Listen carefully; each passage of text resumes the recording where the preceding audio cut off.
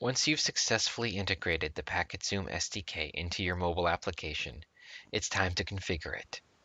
First, go to the App Settings.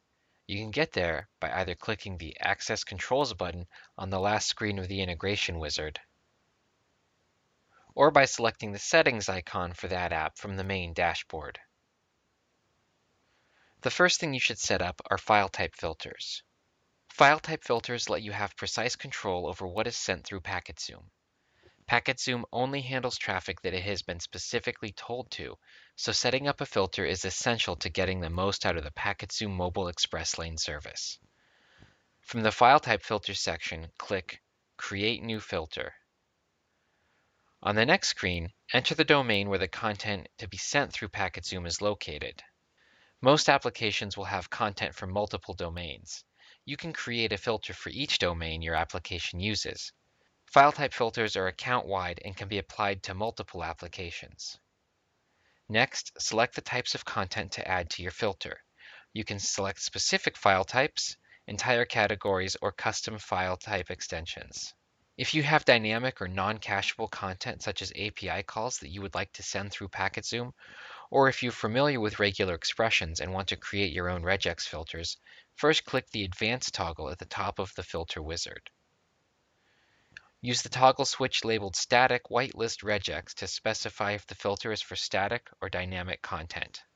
You should use a static filter for content that you would like to be cached, such as images and files that don't change often. This will speed up loading time for pages and parts of your app that contains that content. You should use a dynamic filter for traffic that can't be cached, such as API calls, that you would still like to benefit from PacketZoom's other features, such as the Mobile Express Lane or Session Rescue. Next, enter the regular expression in the box. You can test your filter to make sure it works using the Test Filters button after you've saved it. Give your filter an easy-to-identify name and click Save. As mentioned, for each application, you are able to enable or disable multiple filters, which you can do from the main Application Settings page. Once file filters are enabled for your application, the content specified in your filters will begin benefiting from the performance enhancements of the PacketZoom platform. Filters can always be edited or enabled or disabled through the dashboard.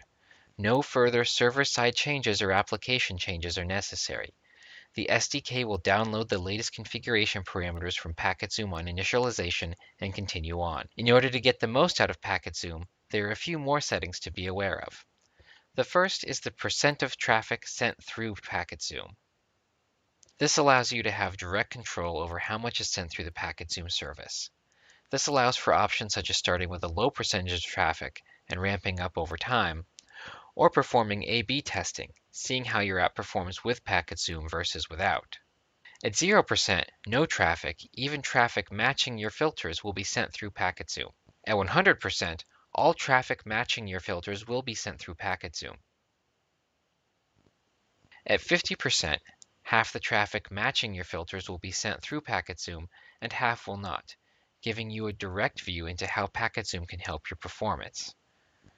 Many users choose to start low and ramp up to 50%, and then once they've confirmed the benefits of PacketZoom through A/B testing, turn the percentage up to 100%.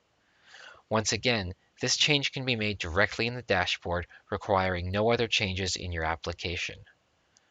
Mobile Express Lane also includes both an on-device cache and a server-side cache, as well as controls for both.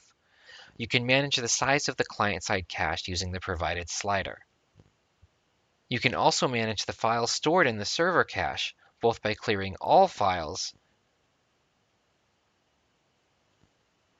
or clearing specific files using the supplied interface. The final key control on this page is the HTTP Optimizer toggle. The PacketZoom HTTP Optimizer ensures the HTTP libraries in your app are using optimal HTTP config parameters.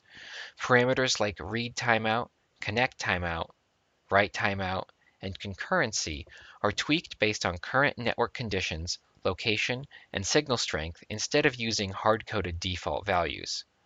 This means that every one of your users will receive an in-app network experience tailored specifically to them. If you would rather not make use of this feature in your app, it can be turned off using the provided switch on the settings page for each app.